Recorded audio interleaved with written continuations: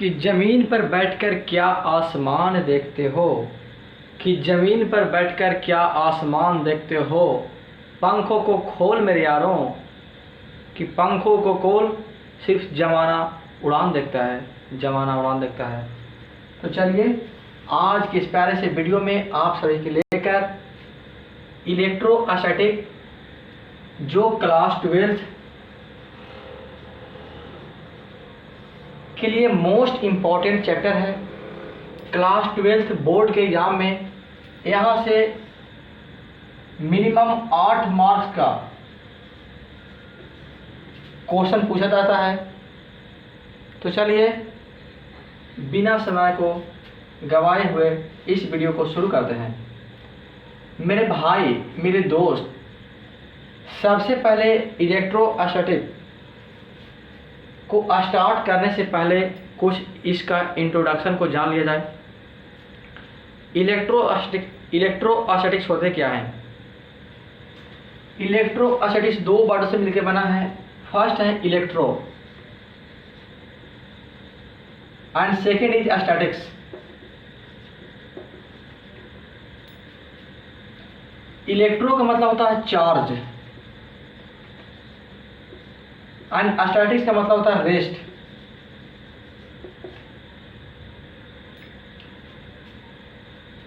तो आप यहां से डेफिनेशन निकाल सकते हैं कि इलेक्ट्रोस्टैटिक्स का मतलब क्या होगा।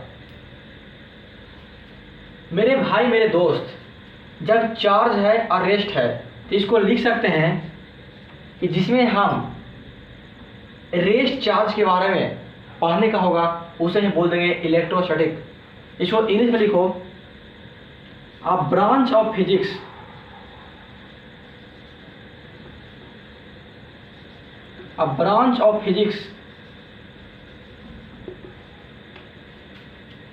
in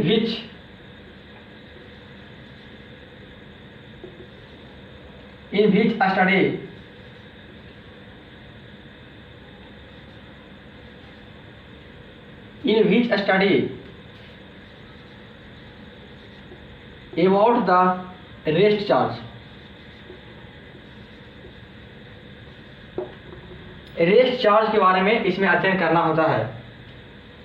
तो आप यहाँ पे देख रहे होंगे कि चार्ज वर्ड आया है। तो चार्ज के बारे में आपके पास नॉलेज होना चाहिए। You should a knowledge of charge. तो मेरे भाई चार्ज होते क्या हैं। चार्ज को समझते हैं एक बिल्कुल सिंपल और देहाती लैंग्वेज में। चार्ज होता क्या है, जिसे गांव समाज में बोला जाता है, क्या बात है भैया, आप बहुत चार्ज में लग रहे हैं, बहुत आवेश में आ गए हैं, बहुत फॉर्म में आ गए हैं। मतलब कि क्या उस व्यक्ति के पास कुछ पावर आ गया है। क्या आया है, पावर। चाहे तो पावर किसी प्रकार का हो सकता है, शक्ति हो या फोर्स आ गया, उसके पास कोई बल आ गया है, या तो बल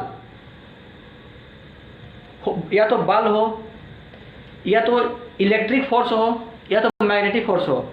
मतलब किसी भी प्रकार का बल का जो फील करवा देता है उसे क्या बोलते हैं, charge. A property of body,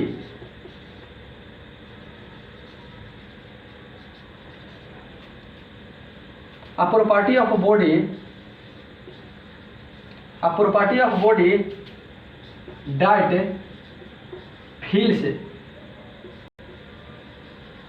that feels about the electric force and magnetic force।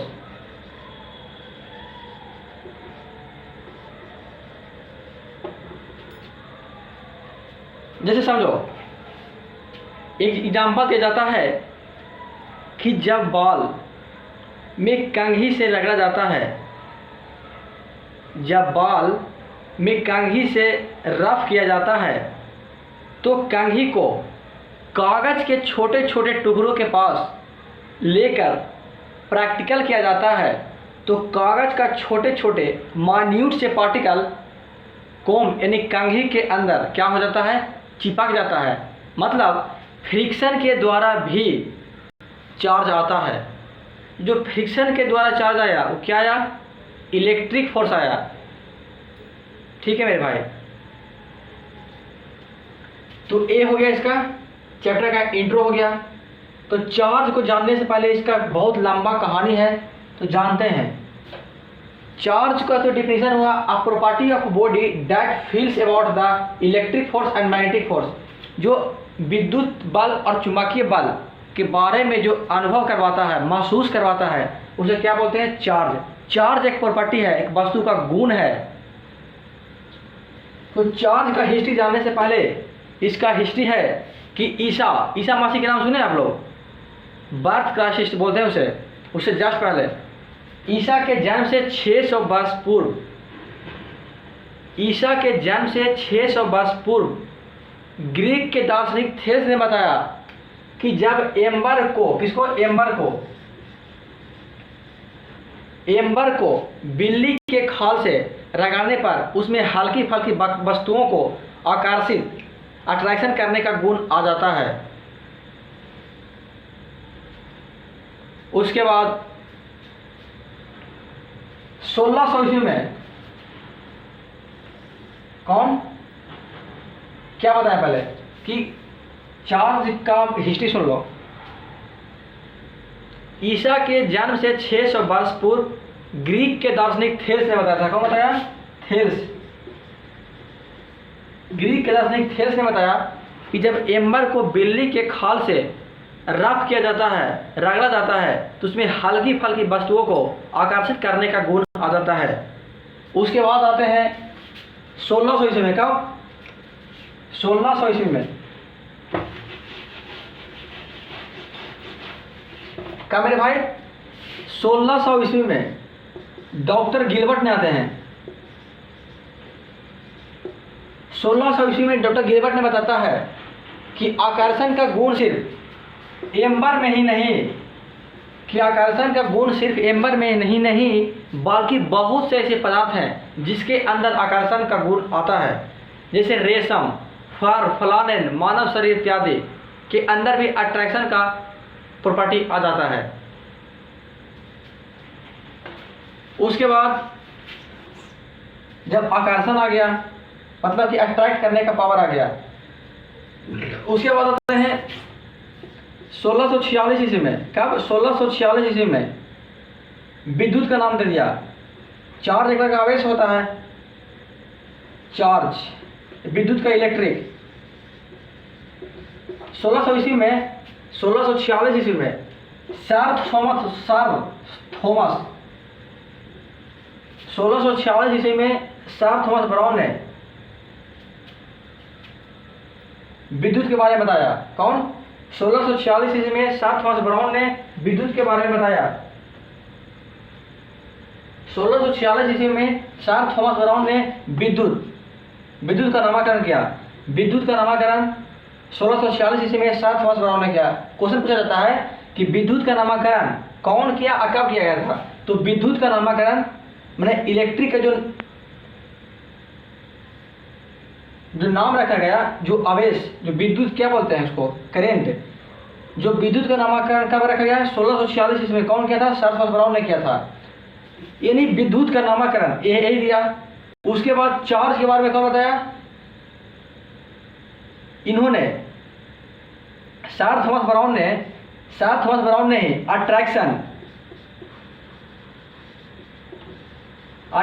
And repulsion के बारे में, रिपल्सन के बारे में कौन बताया, सर थॉमस ब्राउन ने 1646 ईस्वी में विद्युत का नामकरण दिया, मतलब विद्युत का जो इलेक्ट्रिक है उसका नाम दे दिया। और सर थॉमस ब्राउन ने ही अट्रैक्शन एंड रिपल्सन के बारे में, यानी आकर्षण और विकर्षण के बारे में कौन बताया, सर थॉमस ब्राउन ने बताया। उसके बाद डुफे ने बताया। उसके बाद क्या बताए थे, डुफे ने बताया कि आवेश दो प्रकार का होता है। कौन बताया था, डुफे ने बताया, DUFFY, डुफे ने बताया कि चार्ज है जो दो प्रकार के होते हैं। बस डुफे मत इतना बताया कि चार्ज है जो दो प्रकार का होता है। बस बेचारा इतना बताकर लिपट गए। उसके बाद आते हैं बेंजामिन फ्रैंकलिन।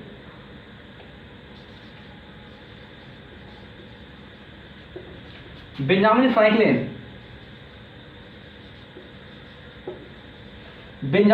ने बताया कि जो चार्ज होते हैं एक पॉजिटिव होते हैं, एक नेगेटिव चार्ज होते हैं। कौन? बेंजामिन फ्रैंकलिन ने बताया कि जो चार्ज होते हैं दो प्रकार का होता है, एक पॉजिटिव और एक नेगेटिव होता है। तो आवेश का जनक किसे कहा जाता है? बेंजामिन फ्रैंकलिन को कहा जाता है, the father of charge. Father of charge किसे कहा जाता है? बेंजामिन फ्रैंकलिन को कहा जाता है। किसे कहा जाता है? Benjamin Franklin. बेंजामिन फ्रैंकलिन को कहा जाता है कि फादर ऑफ चार्ज। आवेश का जनक किसे कहा जाता है? बेंजामिन फ्रैंकलिन को कहा जाता है। तो मेरे भाई, मेरे दोस्त, जब आवेश के बारे में बता दिया कि चार्ज दो प्रकार का होता है, तो एक होते हैं पॉजिटिव और एक होते हैं नेगेटिव, तो चार्ज लगाकर हेडिंग बैठ जाना, साथ में नोट्स बना लेना। वन शॉट में इलेक्ट्रोस्टैटिक्स को खत्म कर देंगे। चार्ज को हिंदी में बोलते हैं आवेश। देखो मेरे भाई, चार्ज का मतलब होता है आवेश। आवेश क्या होता है? एक प्रॉपर्टी है जो हमें फील करवाता है किसके बारे में? इलेक्ट्रिक फील्ड और मैग्नेटिक फील्ड। इलेक्ट्रिक फोर्स और मैग्नेटिक फोर्स के बारे में फील करवाता है, उसे क्या बोल दिया जाता है? चार्ज बोल दिया जाता है। चार्ज कितने प्रकार के होते हैं? चार्ज दो प्रकार के होते हैं। दो प्रकार के कौन कौन होते हैं? एक पॉजिटिव चार्ज होते हैं एंड सेकंड नेगेटिव चार्ज होते हैं। पॉजिटिव चार्ज का मतलब क्या होता है? देखो सर, पॉजिटिव चार्ज का मतलब होता है जो आवेश को त्याग करता है, जो आवेश को त्याग करता है, आवेश को त्याग करता है।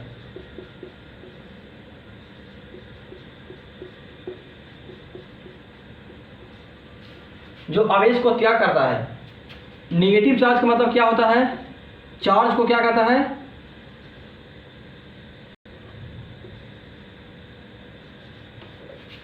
चार्ज को क्या करता है? गेन करता है, प्राप्त करता है।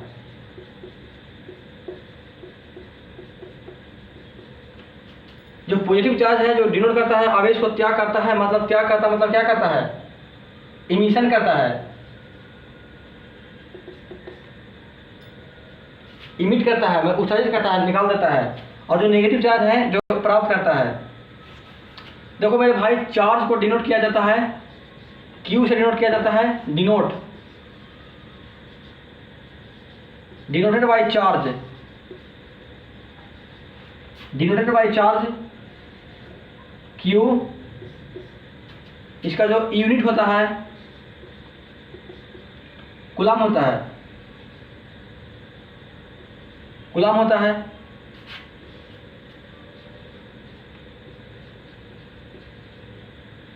कूलम। चार्ज का यूनिट क्या होता है? चार्ज का जो SI यूनिट होता है क्या होता है? कूलम होता है, कूलम। इसका डायमेंशन एक फॉर्मूला क्या होता है? देखो सर, आप पढ़े होंगे, धारा बराबर यानी करंट बराबर क्या होता है? आवेश प्रवाह की दर को, इसको क्या बोलते हैं? दर। समय से जब भाग दिया जाता है किसी भी चीज से बोला जाता है दर। आवेश प्रवाह की दर को विद्युत धारा कहते हैं। हमें निकालना है क्या? चार्ज, मतलब कूलम निकालना है। तो Q बराबर क्या होता है? I इंटू टी होगा। ठीक है मेरे भाई, तो Q बराबर क्या हो जाएगा? धारा को क्या बोलते हैं? एम्पियर। एम्पियर इंटू समय को सेकंड बोलते हैं, इसको बोलते हैं एम्पियर इंटू सेकंड बोल देंगे। ठीक है, अब इसको बोलेगा डायमेंशन, पूछेगा डायमेंशन, डायमेंशन बोलेगा। तो जो एम्पियर का डायमेंशन क्या होता है? एम्पियर का डायमेंशन एम्पियर ए होता है या तो आई होता है, और जो सेकंड है उसका टी की लिख देंगे, या लिख दो। एम्पियर को आई भी लिखते हैं और टी भी लिखते हैं। ये 2020 में पूछा गया था। किसमें? 2020 में ऑब्जेक्टिव पूछा गया था कि right the dimension of charge. यहाँ तक तो समझ रहे हैं कि कोई दिक्कत नहीं होगा। चलो यहाँ तक नोट करो। नोट कर लिया? ठीक है, तो मिलता हूँ आपसे नेक्स्ट वीडियो में।